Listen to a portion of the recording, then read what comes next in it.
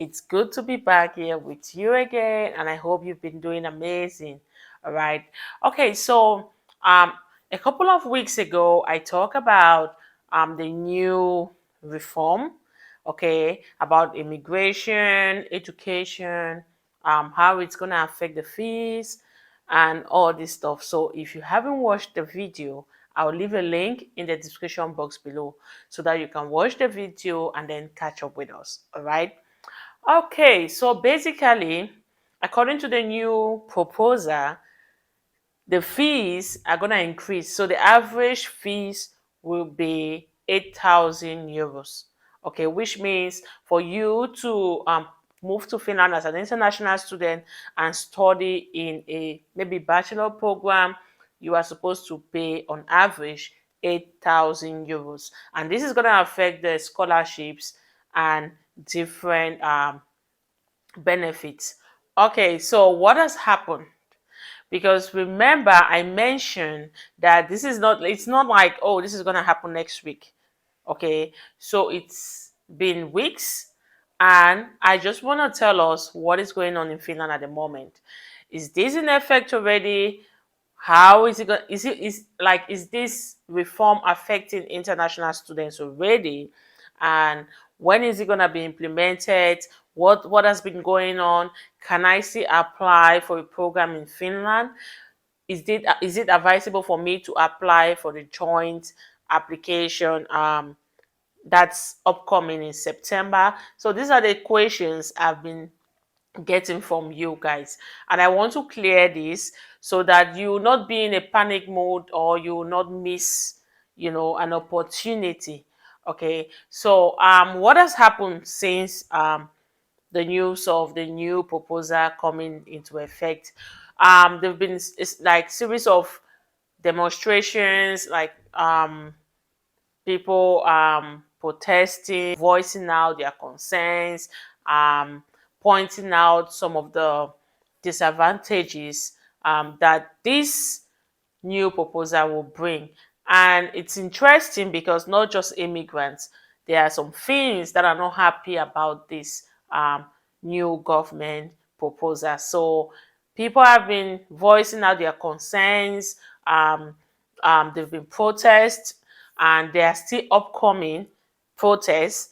There's one in August. There is a big one, like it's gonna attract a lot of people here in Helsinki in September. So they will sign petitions. So it's just been people trying to voice out their concerns, and mind you, some things are really affected. Not that they are affected by the new government proposal when it comes to their job and immigration status, but they are just more concerned because whether you like it or not, a country cannot live as an island anymore.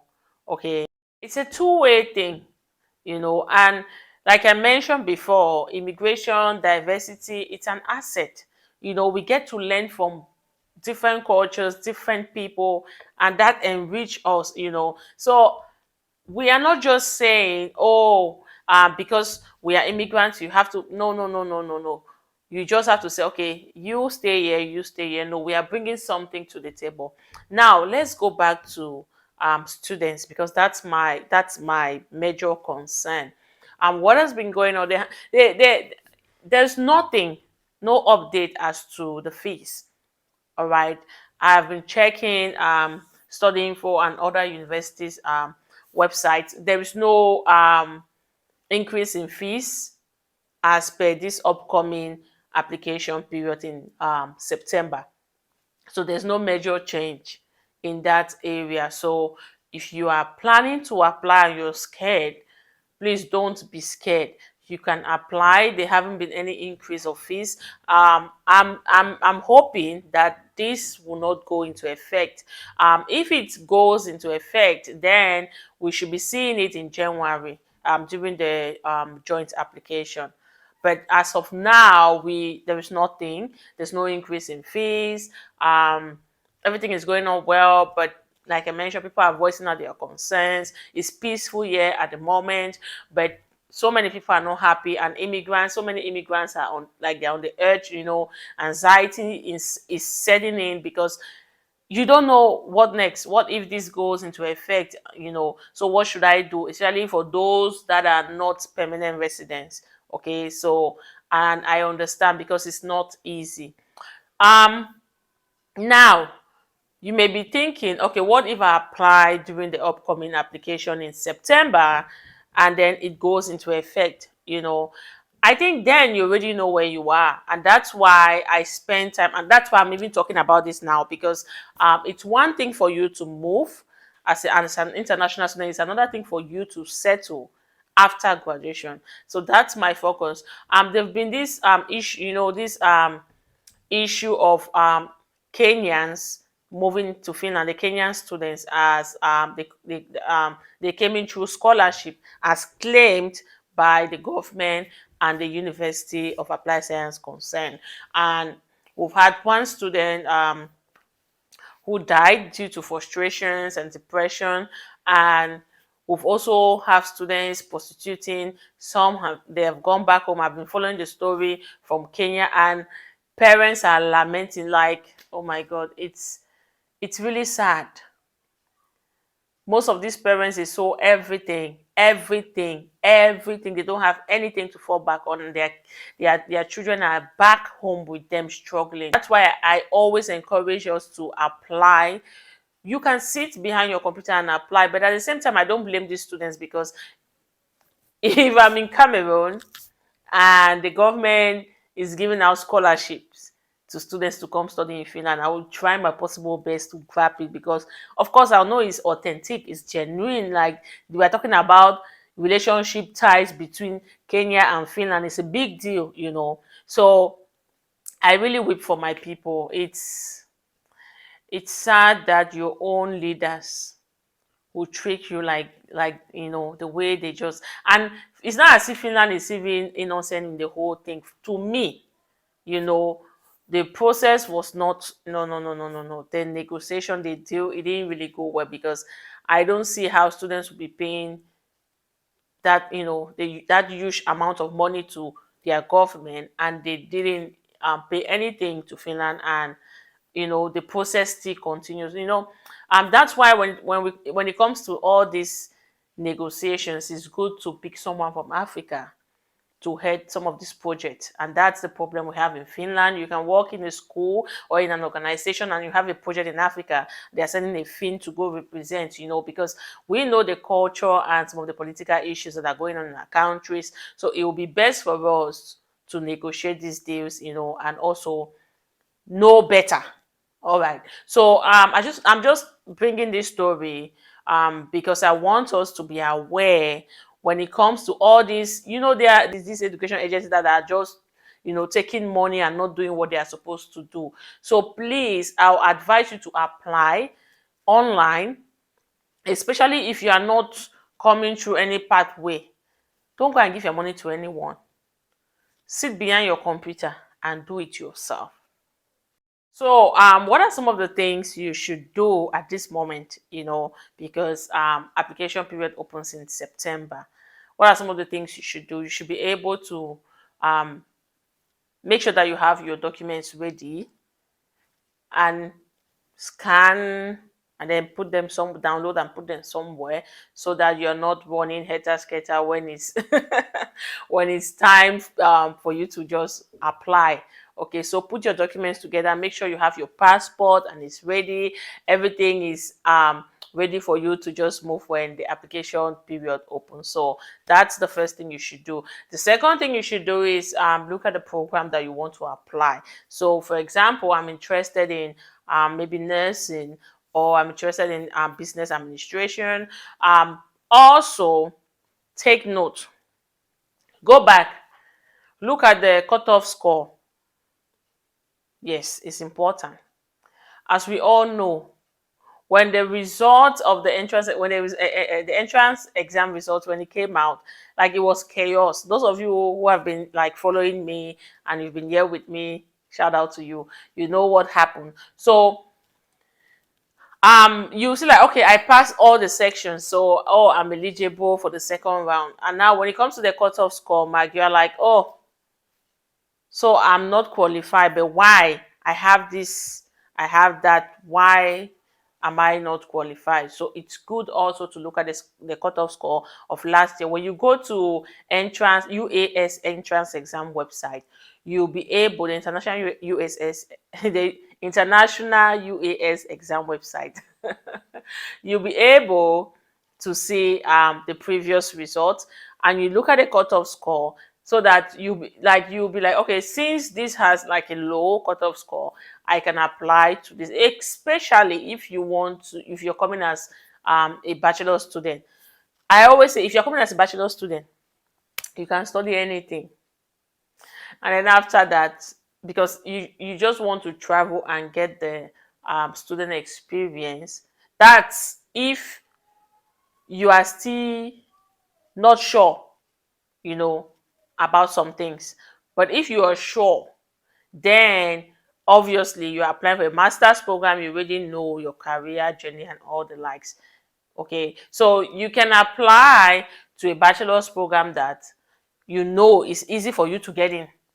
All right, so when you move here and you, after completing your bachelor's degree, then you can maybe do something else, study something else. Okay, so because it's really sad when you take your time and you prepare and then you write the entrance exam and then you pass all the sections and you're like, cutoff score is low, you can't go to the second round. So please take a look, and so that you'll be able to strategize, like, oh, okay, I think I can apply to this and that program. And don't go applying to the same programs. I think that's the mistake most of us made last year. All right, nursing, nursing, nursing, nursing, nursing, nursing, nursing, and then when it comes to the nursing cutoff score, now it's high, and you have only nursing, nursing. Maybe if you apply for nursing, bachelors in business administration, tourism, social science, and like just different fields, then you'll be able to like, okay, this cutoff score is high, but this is low, so I can get in. So these are some of the things you should be looking at. And if you don't know anything about entrance exam, first and second phase, if you don't know anything about the cutoff score that I'm talking about, I have videos, tons and tons of videos. Go back and check them. Watch them. Don't just watch. Watch them as though you are learning. Right? Get a pen and a paper and write down stuff. Check description box and get links from there that will take you to the website, and you go through them, because information is key. There are some of you, like, this thing is so easy. If there's one thing about the application, you fill in the application form to come study in Finland, the fact that you're not paying application fee, so anyone can apply. And the application form is so easy. It's not like you go page one, page two, page three. Especially with the bachelors, you're not writing motivation letters. So it's easy. As long as you have all your documents, then you can apply. So please don't stress yourself about it.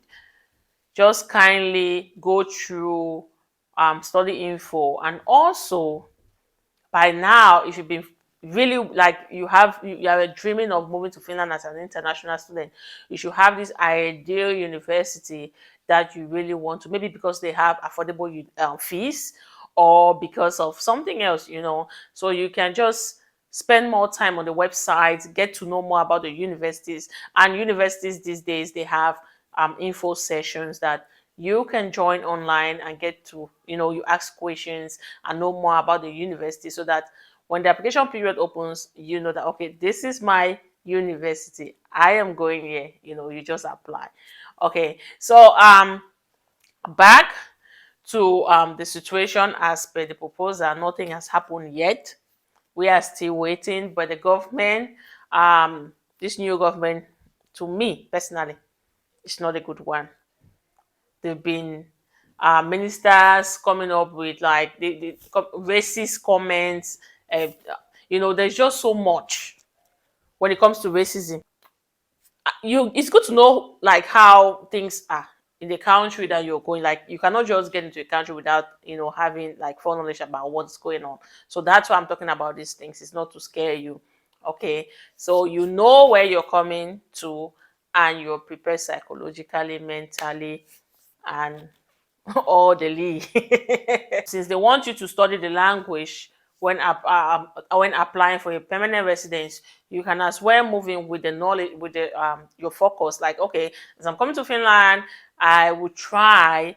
It's not easy, like I mentioned, when you're studying full time, and then you want to study Finnish by the side, because you are also, excuse me, you are also working part time.